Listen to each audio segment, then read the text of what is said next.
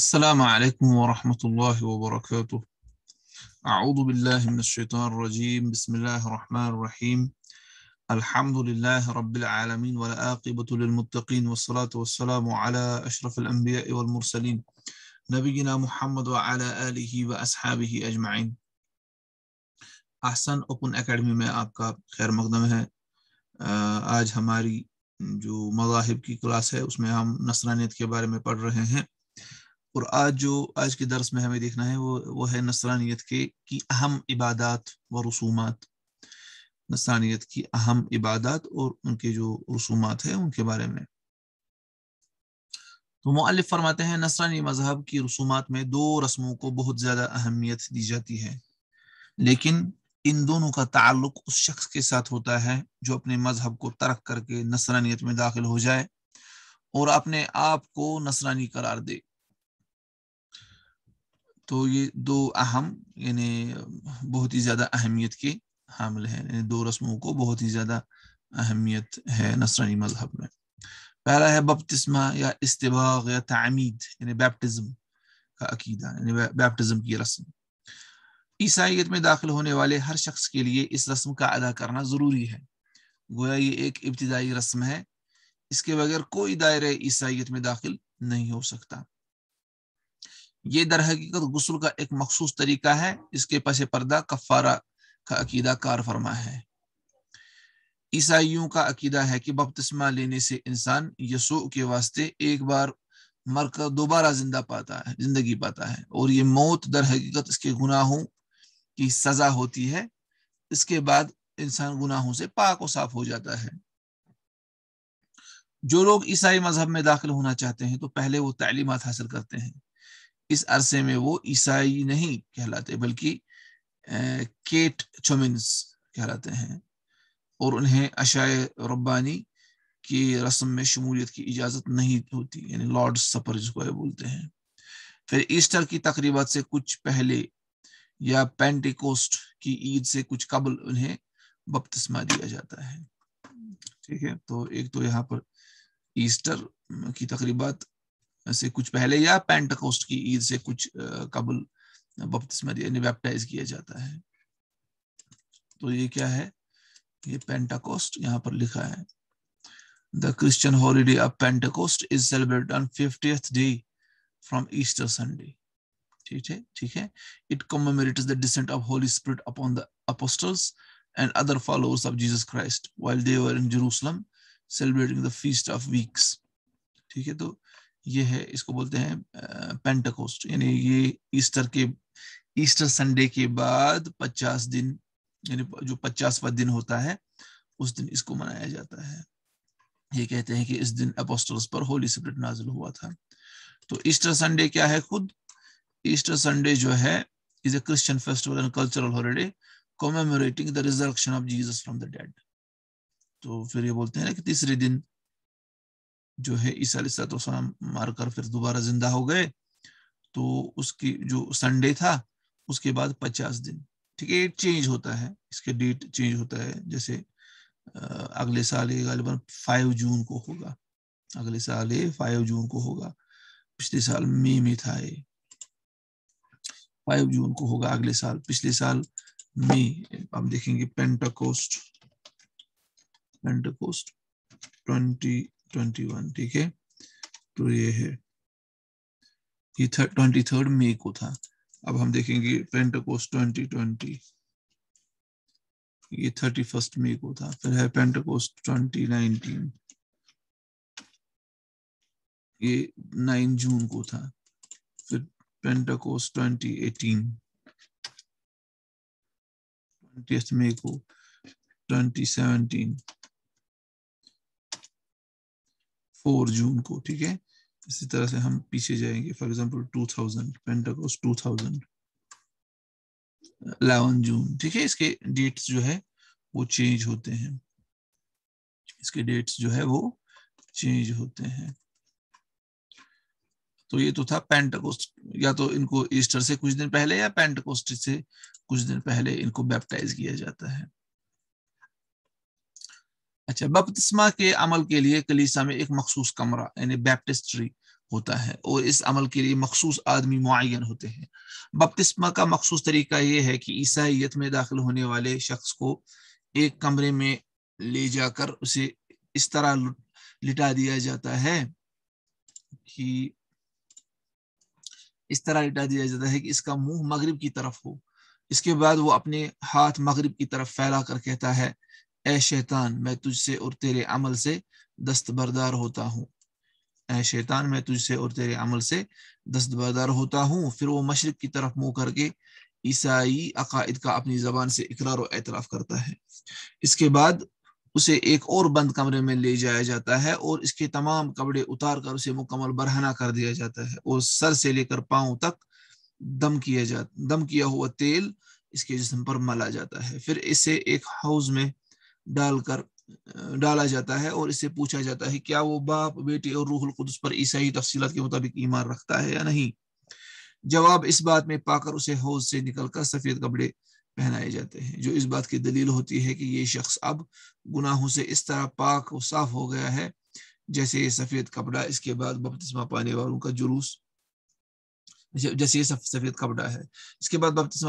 کا جلوس ایک ساتھ کلیسا میں داخل ہوتا ہے اور پہلی بار عشاء ربانی یعنی لارڈ سپر رسم میں شریک ہوتا ہے۔ تو یہ ہے ان کی بنیادی رسومات ہے دو، ان میں سے یہ پہلا ہے وہ ہے بیپٹزم، دوسرا ہے لارڈ سپر یا عشاء ربانی۔ عیسائی مذہب اختیار کرنے کے بعد یہ اہم ترین رسم ہے جو حضرت مسیح کے مبینہ قربانی کی یادگار کے طور پر منائی جاتی ہے۔ اس کی تاریخ یہ بیان کی جاتی ہے کہ حضرت عیسیٰ علیہ السلام نے اپنی گرفتاری سے ایک دن قبل اپنے حواریوں کو رات کا کھانا کھلایا تھا، اسی کی یاد میں یہ رسم منائی جاتی ہے۔ ٹھیک ہے، کھانے کی اس مجلس کا حال انجیل متی میں اس طرح گوسپل آف میتھیو میں اس طرح ذکر کیا گیا ہے۔ اچھا، جب وہ کھا رہے تھے تو یسوع مسیح نے روٹی لی اور برکت دے کر توڑی اور شاگردوں کو دے کر کہا، لو کھاؤ، یہ میرا بدن ہے۔ پھر پیالہ لے کر شکر کیا اور ان کو دے کر کہا، تم سب اس میں سے پیو، کیونکہ یہ میرے عہد کا خون ہے جو بہتروں کے لیے گناہوں کی معافی کے واسطے بہایا جاتا ہے۔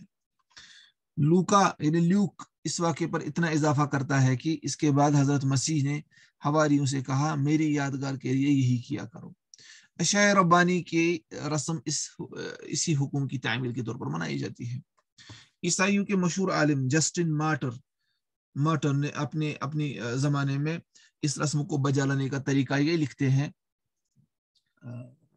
کہ ہر اتوار کو کلیسا میں ایک اجتماع ہوتا ہے، شروع میں کچھ دعائیں اور نغمے پڑھے جاتے ہیں، اس کے بعد حاضرین ایک دوسرے کا بوسہ لے کر مبارکباد دیتے ہیں، پھر روٹی اور شراب لائی جاتی ہے اور صدر مجلس اس کو لے کر باپ، بیٹے اور روح القدس سے برکت کی دعا کرتا ہے، جس پر تمام حاضرین آمین کہتے ہیں۔ پھر کلیسا کے خدام ڈیکنز روٹی اور شراب کو تمام حاضرین میں تقسیم کرتے ہیں۔ اس عمل سے فوراً روٹی مسیح علیہ السلام کا بدن بن جاتی ہے اور شراب مسیح علیہ السلام کا خون، اور تمام حاضرین اسے کھا پی کر اپنے عقیدے کا فرق کو تازہ کرتے ہیں۔ جسٹن کے بعد رسم بجالانے کے طریقوں اور اس میں استعمال کیے جانے والے الفاظ میں کافی تبدیلیاں ہوتی رہی ہیں، لیکن رسم کی بنیادی بات یہی ہے کہ صدر مجلس جب روٹی اور شراب حاضرین کو دیتا ہے تو وہ عیسائی عقیدے کے مطابق فوراً اپنی ماہیت یعنی حقیقت تبدیل کر کے مسیح کا بدن اور خون بن جاتے ہیں، اگرچہ ظاہری طور پر وہ کچھ اور ہی نظر آتے ہیں۔ سائرل لکھتا ہے، جس وقت صدر مجلس دعا سے فارغ ہوتا ہے تو روح القدس جو خدا کا ایک زندہ و جاوید اقنوم ہے روٹی اور شراب پر نازل ہوتا ہے اور انہیں بدن اور خون میں تبدیل کر دیتا ہے۔ یہ بات عرصہ دراز تک بحث و تمہیز کا موضوع بنی رہی ہے کہ روٹی اور شراب دیکھتے کس طرح بدن اور خون میں تبدیل ہو جاتی ہے، یہاں تک کہ 16ویں صدی عیسوی میں جب پروٹسٹنٹ فرقہ نمودار ہوا تو اس نے اس عقیدے کو تسلیم کرنے سے انکار کر دیا۔ ان کے نزدیک یہ رسم محض مسیح کی قربانی کی یادگار ہے، لیکن روٹی کا بدن اور شراب کا خون میں بن جانا اسے تسلیم نہیں ہے۔ عشاء ربانی لارڈ سپر کے علاوہ اس رسم کے اور بھی کئی نام ہیں، جیسے شکرانہ، یوکیرسٹ، مقدس غذا، سیکرڈ میسی یا سیکرڈ یہ ہم دیکھتے ہیں ابھی، ایک منٹ.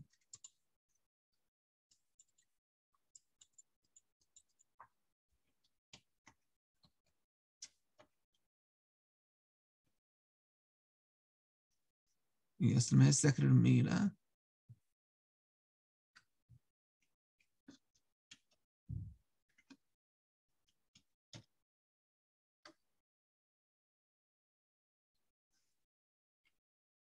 یہ سیکرڈ میل ہے اصل میں، ٹھیک ہے، سیکرڈ میسی نہیں ہے، سیکرڈ میل ہے. اسی طرح سے مقدس اتحاد، ہولی کمیونین وغیرہ، اس کے مختلف نام ہیں، ٹھیک ہے. تو اس کے مختلف نام ہیں. تو یہ ہے دوسرا، یعنی دوسری بنیادی رسم، وہ ہے عشاء ربانی. پہلا تھا یعنی بیپٹزم، اور دوسرا ہے عشاء ربانی. اب ہے تیسرا رہبانیت. اسے عیسائیت کی رسومات میں تو شمار کرنا شاید صحیح نہ ہو، لیکن ان کی تعلیمات کا حصہ اور زندگی گزارنے کی ایک تکلیف دہ صورت ضرور قرار دیا جا سکتا ہے. اس کا مطلب یہ ہے کہ انسان اپنے تمام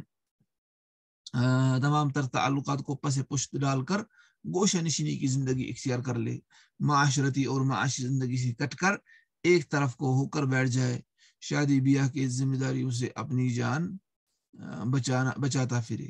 حقیقت یہ ہے کہ یہ ترک دنیا کا یہ تصور عیسائیت نے یہودیت سے مستعار لیا اور اسے اپنے عقائد کا حصہ بنا لیا، حالانکہ تعلیمات وحی کی اس سے کوئی مطابقت نہیں ہے. جیسے اللہ تعالیٰ فرماتے ہیں نا، وَالرَّهْبَانِيَّةَ ابْتَدَعُوهَا مَا كَتَبْنَاهَا عَلَيْهِمْ، کہ یہ رہبانیہ جو ہے وہ ان نے خود شروع کی، ہم نے ان پر لازم نہیں کیا تھا. اسی طرح سے حمد خوانی، یہ عیسائی مذہب میں عبادت کے بہت سے طریقوں میں سے ایک ہے. مسلمانوں کو سمجھانے کے لیے پادری صاحبان اسے نماز بھی کہتے ہیں. یہ طریقہ 3 صدی عیسوی سے مسلسل چلا آ رہا ہے. ایتھانسیس کی بعض ایسی تحریریں بھی ابھی باقی ہے جن میں اس طریقے کی تلقین کی گئی ہے. اس عبادت کا طریقہ یہ ہوتا ہے کہ ہر روز صبح شام لوگ کلیسا میں جمع ہوتے ہیں اور ان میں سے ایک شخص بائبل کا کوئی حصہ پڑھتا ہے. یہ حصہ عام طور پر زبور کا کوئی ٹکڑا ہوتا ہے. زبور خوانی کے دوران تمام حاضرین کھڑے رہتے ہیں. زبور کے ہر نغمے کے اختتام پر گھٹنے جھکا کر دعا کی جاتی ہے اور اس دعا کے موقع پر گناہوں کے اعتراف کے طور پر آنسو بہائے جاتے ہیں.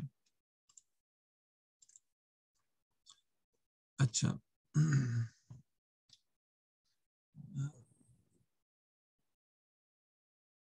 آنسو بہانا، موقع پر گناہوں کے اعتراف کے طور پر آنسو بہانا بھی ایک پسندیدہ فعل ہے، ٹھیک ہے. اس کے بعد آنسو بہاتے ہیں پھر. اچھا، اسی طرح سے نماز، یہ لوگ دن رات میں 7 نمازیں ادا کرتے ہیں. ان کی کوئی محدود کیفیت نہیں ہے، بلکہ ان میں سے اکثر دعا ہے اور یہ دعائیں بھی غالباً داؤد کی طرف منسوب عہد قدیم کے ادعیہ یا مسیح کی طرف منسوب ادعیہ ہے. دعا کی جمع ادعیہ. اس قسم کی نماز کے لیے ان کے ہاں صرف 2 شرطیں ہیں. یہ کہ نماز سے قبل مسیح کا نام لے، کیونکہ وہی ان کے ہاں واسطہ ہے، اور یہ بالکل اس بات کی صراحت ہے کہ وہ لوگ مسیح کی ہی عبادت کرتے ہیں. یہ کہ نماز سے قبل عقیدہ، تثلیث اور دیگر نصرانی عقائد پر مکمل ایمان کی جانچ کی جائے.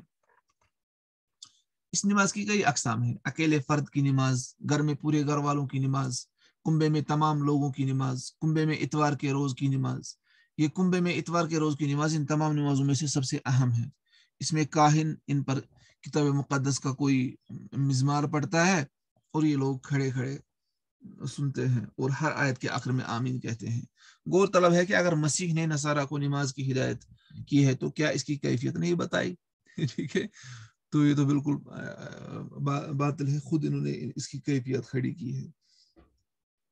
جو محمد صلی اللہ علیہ وسلم جو آخری پیغمبر ہے جن پر ہم نے ایمان لایا ہے، خاصتاً ہمیں تمام پیغمبروں پر ایمان ہونا چاہیے، لیکن فالو ہمیں کرنا ہے محمد رسول اللہ صلی اللہ علیہ وسلم کو. تو انہوں نے ہمیں کہا صلو کما رأیتمونی اصلی، اسی طرح نماز پڑھو جس طرح تم نے مجھے دیکھا ہے پڑھتے ہوئے. اس طرح سے کہا خذوا عنی مناسککم، مجھ سے اپنے دین کے احکام، یعنی اپنے حج کے احکام جو ہے ان کو اخذ کرو.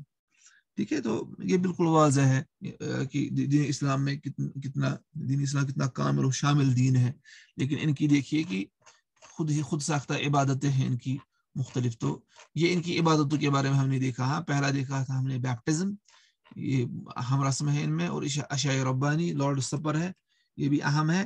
اس کے بعد رہبانیت کے بارے میں ہم نے تھوڑا پڑھا، اور حمد خوانی اور نماز نماز کے بارے میں بھی ہم نے پڑھا. تو انشاءاللہ تعالی جو آگے ہم دیکھیں گے وہ ہے نصرانیت کی چند اہم عیدیں. یہ کون کون سی عیدیں مناتے ہیں تو یہ بھی آئے گا آگے. اور اسی طرح سے پولس کے ساتھ حواریوں کا طرز عمل. ٹھیک ہے. اسی طرح سے باقی چیزیں بھی اس میں آنے والی ہے آگے. تو آج کے لیے اتنا کافی ہے. اگلے درس میں آپ سے پھر سے ملاقات کریں گے. رب سمجھنے کی توفیق عطا کرے اور عمل کرنے کی توفیق عطا کرے. اقول هذا واستغفر الله لي ولكم.